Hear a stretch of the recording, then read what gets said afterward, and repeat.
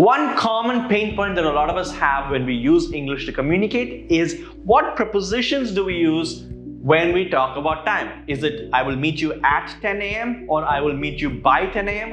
Which is it and what does it mean? We're going to address this in today's lesson. So, before we get started, hi, I'm Ajit from Capshine. Capshine is a revolutionary learner together English fluency program.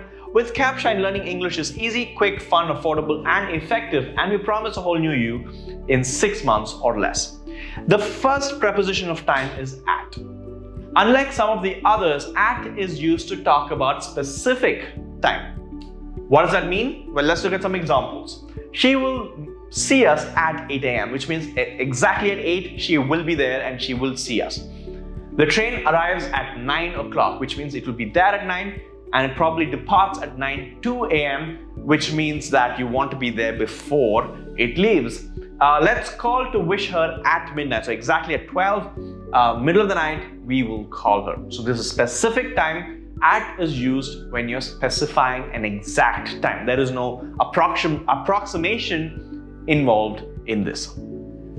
The next use is, of course, when you want to talk about a holiday period. Again, at can be used to talk about a holiday period. For example, we sing carols at Christmas, visit us at Thanksgiving. Again, it's talking about a general period, a holiday period of sorts.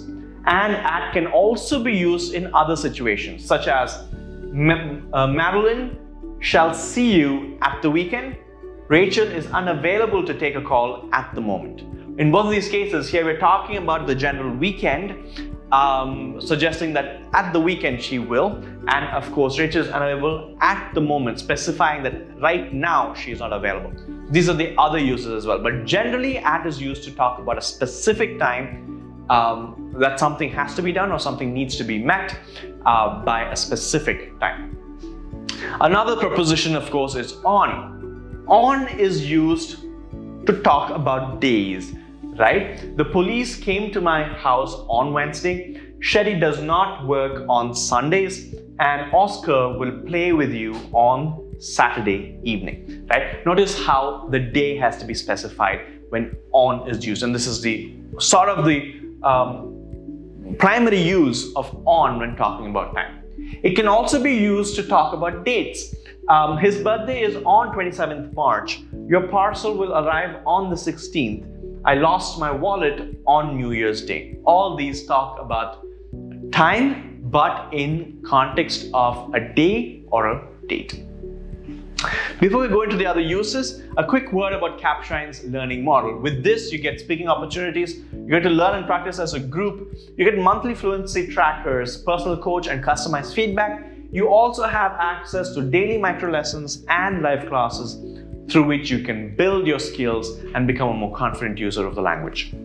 Right, let's move on to in context of talking about time. So in is used to talk about months. That's one of the uses. We will visit London in December. So notice how on was used for days and dates. In can be used to talk about months. It can also be used to talk about years. Jane was born in 1994. In can also be used in context of decades, right? So months, years, and decades. Bell bottoms were trendy in 1960s, or centuries in this case. Mughals conquered most parts of India in the 18th century. And of course, this would also translate to things like seasons. I love drinking lemonade in summer. Mary makes the best hot chocolates in winter. Notice the use of the seasons there. And of course, as you would expect, time periods can also be used in description when in is used. The file needs to be sent in 6 hours. In 3 weeks, I will show you the dress I am designing. All these talk about duration or other periods of time, and in can be used as a preposition for those. Similar to this, you could also use in for parts of days. Wendy practices yoga in the morning. Summer days are scorching in the afternoon, and Salma took her dog out for a walk in the evening. Notice how we transition from using in to talk about a year, a month, a season, decade, time period, and of course duration of time and part of the day as well.